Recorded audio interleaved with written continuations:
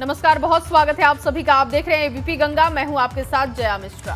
नमस्कार, मैं हूं आपके साथ दीपा बाफिला। वक्त खबरें ताबड़तोड़ का है, लेकिन उससे पहले आपको सीधे लिए चलते हैं अम्बेडकर नगर के कटेरी। वहां से आ रहे हैं सीएम योगी आदित्यनाथ। सुनिए। के अनुयायी आज राम भक्तों पर गोली चलाते हैं और भाइयों बहनों, उनके द्वारा राम भक्तों का अपमान किस रूप में किया जाता है, ये किसी से छुपा हुआ नहीं है। हम सब इस बात को जानते हैं कि राम मनोहर लोहिया कहते थे कि एक सच्चे समाजवादी को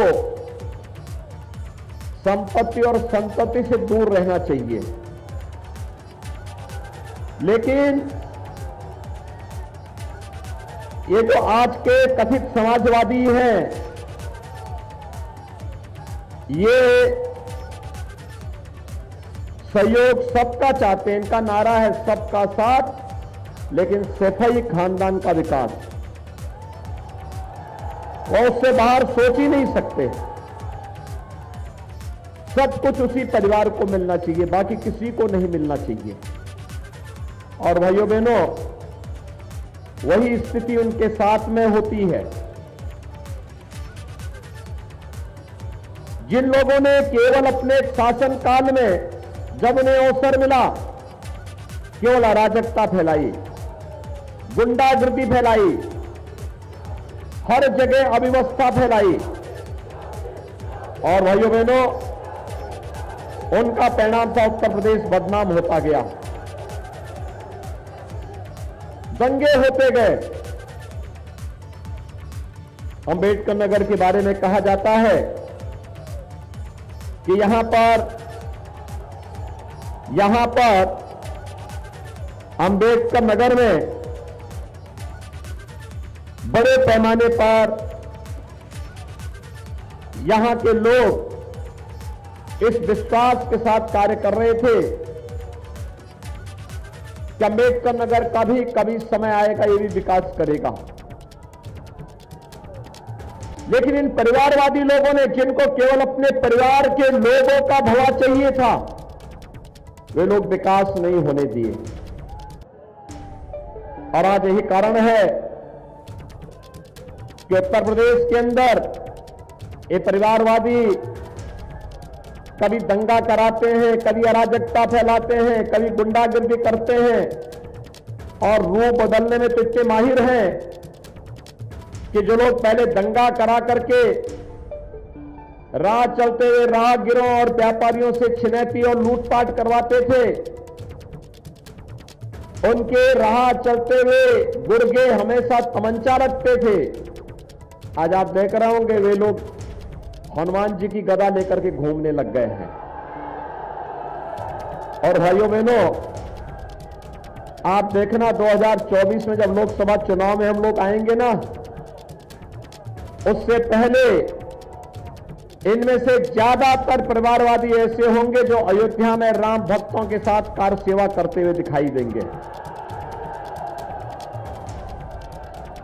भारतीय जनता पार्टी की यह वैचारिक विजय का प्रतीक है। भाइयों बहनों, भारतीय जनता पार्टी की सरकार सबका साथ और सबके विकास के भाव के साथ कार्य कर रही है। मैं पूछना चाहता हूं अम्बेडकर वासियों से, आप मुझे बताइए 2017 के पहले बिजली मिलती थी? आज तो मिलती होगी ना। कोई भेदभाव तो नहीं होता है। 2017 के पहले तो बिजली की भी यहां जाति और मजहब हुआ करता था। ईद और मुहर्रम में बिजली आती थी, होली और दीपावली में बिजली गायब हो जाती थी। सच कह रहे हैं ना भाइयों बहनों? आज की स्थिति क्या है? पूरे देश के अंदर, पूरी दुनिया कोरोना महामारी का सामना कर रही है। फ्री में टेस्ट, फ्री में वैक्सीन, सबको वैक्सीन, फ्री में वैक्सीन। कितने लोगों ने वैक्सीन ले लिया है? आप सभी लोग वैक्सीन ले लिए? ये वैक्सीन कोरोना के खिलाफ देश की लड़ाई का प्रतीक है। वैक्सीन का पैसा तो नहीं लिया किसी ने, झूठ मत बोलना, सब फ्री में लगा है ना। अब याद करिए, अगर सपा बसपा की सरकार होती तो भाइयों बहनों सब वैक्सीन ब्लैक हो जाती। सही बोल रहा हूं ना? हो जाती ना ब्लैक। लेकिन आज ये वैक्सीन हर गरीब को मिल रहा है, बिना भेदभाव के हर नागरिक को मिल रहा है। यही तो है सबका साथ, सबका विकास, सबका विश्वास। आप मुझे बताओ, कोरोना के पूरे कालखंड के दौरान हर गरीब को 2 बार राशन महीने में मिला कि नहीं मिला है? और राशन के साथ दाल, तेल और नमक मिला कि नहीं मिला? मिल रहा है ना? मुझे बताओ, क्या 17 के पहले ही मिलता था क्या? भाइयों बहनों, 12 से 17 के बीच ये सारा का सारा पैसा, ये सारा का सारा जितना भी पैसा था, ये समाजवादी पार्टी के गुर्गे खा जाते थे। और भाइयों बहनों, उससे पहले गरीबों का ये राशन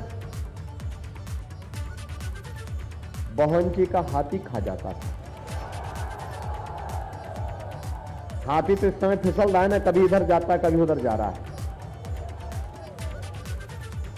जब पिछली बार हाथी से लड़े होंगे, इस बार वो दूसरी पार्टी से लड़ रहे होंगे।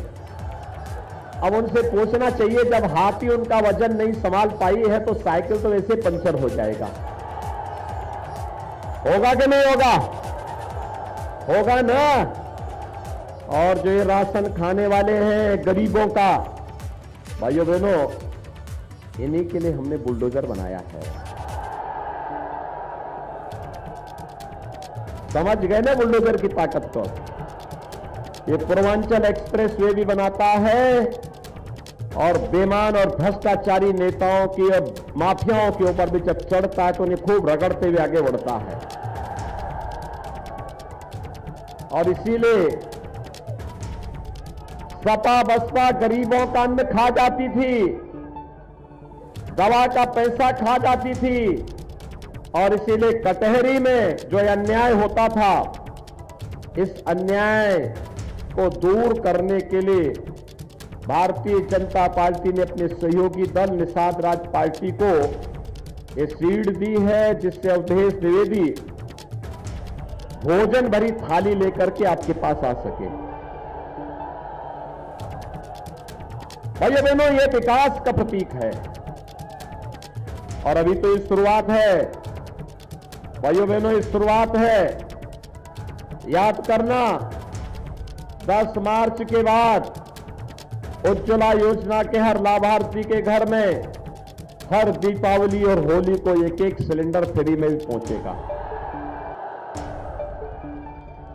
60 साल से ऊपर की हर माता बहन को उत्तर प्रदेश परिवहन निगम की बस में फ्री में यात्रा की सुविधा उपलब्ध करवाएंगे। और यही नहीं, हर बेटी को मुख्यमंत्री कन्या सुमंगला योजना में इस समय 15,000 रुपया दे रहे हैं। अब इसके बाद इस राशि को बढ़ा के 25,000 करेंगे। बेटी की शादी में कन्यादान के लिए सरकार 51,000 दे रही थी। अब भाइयों बहनों, इसको अब 1 लाख करेंगे। 1 लाख वृद्धजनों को, विधवा महिलाओं को और दिव्यांग जनों को 12,000 रुपये पेंशन दे रहे हैं इस समय साल का। और इसको हमारा प्रस्ताव है कि इसको 18,000 रुपया किया जा सके। युवाओं को स्मार्टफोन दे रहे हैं। सपा ने शिकायत की है, उन्होंने शिकायत इसलिए कर दी है, यही अंबेडकर नगर में भी वितरित हो रहा था। इन्होंने शिकायत कर दी कि युवाओं को नहीं मिलना चाहिए। उनका यह मानना है कि स्मार्टफोन पर तो केवल सिर्फ ही खानदान का अधिकार है, किसी को मिलना ही नहीं चाहिए। लेकिन भाइयों बहनों, मैं आया हूं आपके पास कहने के लिए, अभी 1 करोड़ युवाओं को दे रहे हैं।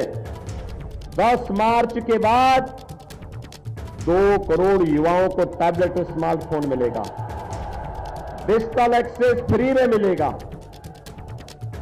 भाइयों बहनों, विकास, सुशासन और राष्ट्रवाद की लड़ाई अनवरत बननी चाहिए। भगवान राम का भव्य मंदिर के निर्माण का कार्य आगे बढ़ना चाहिए। इसके लिए आज मैं आपके पास आया हूं। कटेरी से भारतीय जनता पार्टी और निषाद पार्टी के सहयोगी गठबंधन को जिताएंगे, भोजन भरी थाली को प्राप्त करेंगे। सभी लोग मेरे साथ दोनों हाथ पकड़ करके बोलेंगे फिर, जहां तक मेरी आवाज जा रही है, भारत माता की, भारत माता की, भारत माता की।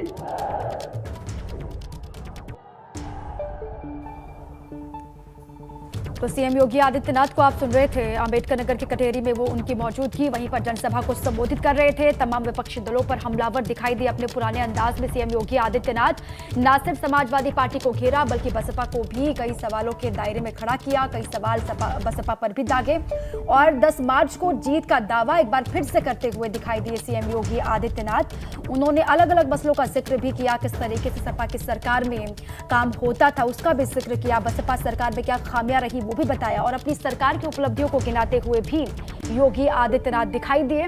और 10 मार्च को कहा कि आप भरपूर प्यार देंगे, आशीर्वाद देंगे तो 10 मार्च को नतीजे बीजेपी के फेवर में ही आएंगे और अंबेडकर नगर जब आएंगे दोबारा तो जीत के साथ आएंगे।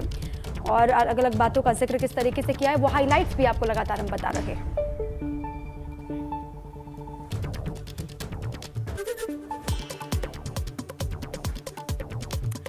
2 मार्च को गाजीपुर में दमखम दिखाएंगे पीएम नरेंद्र मोदी। चुनावी रैली को संबोधित कर पार्टी के प्रत्याशियों के लिए मांगेंगे वोट।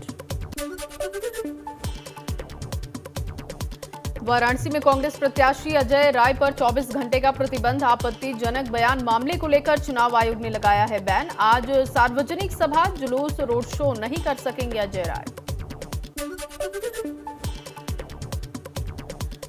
भगवा रंग को लेकर दिए गए पूर्व सांसद डिंपल यादव के बयानों को संतों ने लिया गलत तरीके से। उन्होंने निंदा की। अयोध्या के संतों ने डिंपल यादव के बयान के खिलाफ आक्रोश व्यक्त किया।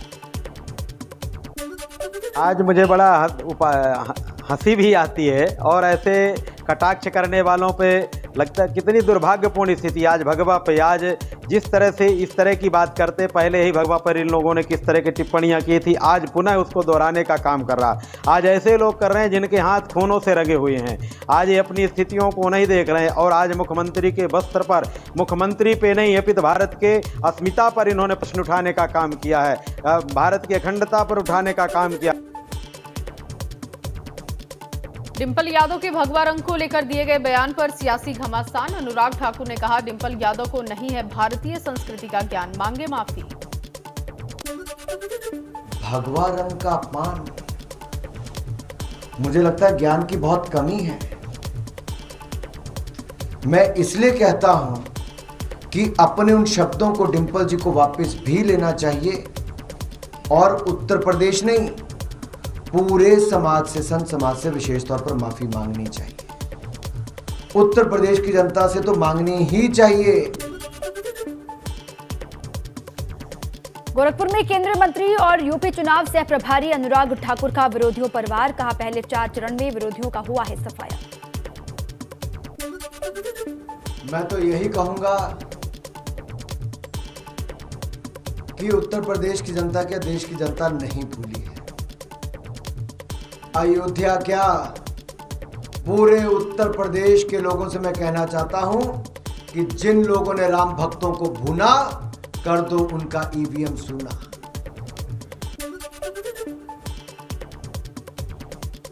पांचवें चरण की पोलिंग के लिए पोलिंग पार्टियां रवाना। कल सुबह 7 बजे से लेकर शाम 6 बजे तक 11 जिलों की 61 सीटों पर होगा मतदान। रायबरेली की सलोन सीट पर भी वोटिंग होगी। आज से 6 दिनों के गोरखपुर दौरे पर सीएम योगी आदित्यनाथ 6वें फेज में होने वाले चुनाव के लिए पूर्वांचल को साधने की करेंगे कोशिश। जनसभाएं और रोड शो भी करेंगे सीएम योगी। यूपी चुनाव के लिए आज मैदान में उतरेंगे भाजपा के स्टार प्रचारक जेपी नड्डा, हेमा मालिनी, मनोज तिवारी करेंगे चुनावी जनसभाएं। स्वतंत्र देव सिंह और संजय निषाद भी भरेंगे हुंकार। आखिरी 2 चरणों के लिए अखिलेश यादव दिखाएंगे अपना दम। आज बलरामपुर, सिद्धार्थनगर, महाराजगंज, गोरखपुर का करेंगे चुनावी दौरा। डिंपल यादव, जया बच्चन भी आज जौनपुर में करेंगी 2 सभाएं। बसपा सुप्रीमो मायावती आज जिला गोरखपुर में चुनावी जनसभा को करेंगी संबोधित। दोपहर 2 बजे चंपा देवी मैदान में मायावती की रैली को लेकर तैयारियां पूरी। कांग्रेस महासचिव प्रियंका गांधी वाड्रा पूर्वांचल में करेंगे प्रचार। महाराजगंज में जनसभा रोड शो कर कांग्रेस के पक्ष में माहौल तैयार करेंगे। शहीद हवलदार जगेंद्र सिंह चौहान को सीएम धामी ने दी श्रद्धांजलि। परिवार के लोगों को बधाया ढांढस। सियाचिन ग्लेशियर में लैंडस्लाइड के दौरान चोटिल हुए थे भनियावाला के जोगेंद्र सिंह। लखनऊ एयरपोर्ट पर कस्टम विभाग को मिली बड़ी कामयाबी। कस्टम विभाग ने जब्त किया 1 करोड़ 30 लाख का सोना। सोना लाने वाले 5 लोगों को कस्टम पुलिस ने हिरासत में लिया। आरोपी दुबई से सोना लेकर पहुंचे थे लखनऊ एयरपोर्ट। सोने को पेस्ट के रूप में जींस की पैंट में छिपा कर रखा था। कस्टम विभाग की सतर्कता से धरे गए सभी। यूक्रेन संकट के बीच आज पीएम मोदी करने वाले हैं बड़ी मीटिंग। सुरक्षा मामलों पर कैबिनेट समिति की होगी बैठक। यूक्रेन से भारतीयों के वतन वापसी की कोशिशें लगातार जारी। यूक्रेन में फंसे उत्तराखंड के लोगों को सुरक्षित लाने की कोशिशें आज भी जारी रहेंगी। सीएम पुष्कर सिंह धामी करेंगे अधिकारियों के साथ मॉनिटरिंग। सीएम बैठक करके हालातों की जानकारी लेंगे। रूस और यूक्रेन के बीच तीसरे दिन भी बीते 3 दिनों से युद्ध लगातार जारी है। यूक्रेन की राजधानी कीव पर रूसी सैनिकों ने की गोलीबारी। यूक्रेन की राजधानी के 2 बड़े हिस्सों पर कब्जा किया।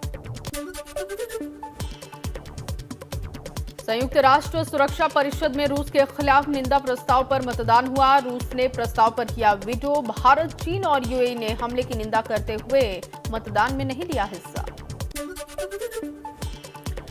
निंदा प्रस्ताव के पक्ष में 11 तो विरोध में पड़ा 1 वोट। सुरक्षा परिषद में भारत के प्रतिनिधि टीएस तिरुमूर्ति ने कहा, यूक्रेन के घटनाक्रम से भारत बेहद परेशान है। हिंसा को खत्म करने के सभी प्रयास किए जाएं। यूक्रेन में फंसे उत्तराखंड के करीब 150 लोग। अकेले देहरादून के 30 से ज्यादा छात्र और नौकरी पेशा यूक्रेन में फंसे। तो ऋषिकेश, उधम सिंह नगर, रुड़की और चमोली के छात्र भी यूक्रेन में फंसे। यूक्रेन में फंसे आगरा के युवक ने वीडियो बनाकर सुनाई अपनी आप बीती। भारत सरकार से लगाई मदद की गुहार। बमरौली कटारा गांव का रहने वाला है छात्र देवेंद्र सिंह।